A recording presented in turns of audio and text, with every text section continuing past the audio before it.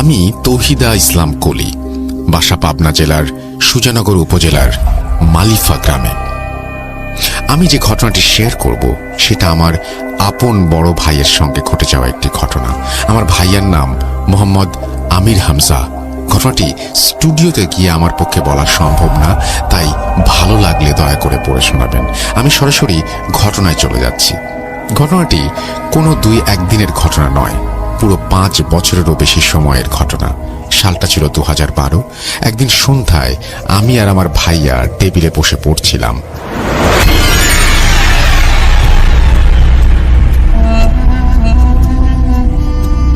আমি তখন ক্লাস 3-তে পড়তাম আর ভাইয়া পড়তো ক্লাস 6-এ। গরমের দিন হওয়ায় টেবিলের সামনের জানালাটা খোলাই রেখেছিলাম। পড়তে পড়তে হঠাৎ করে খেয়াল করলাম ভাইয়া একভাবে জানালার দিকে তাকিয়ে আছে। বেশ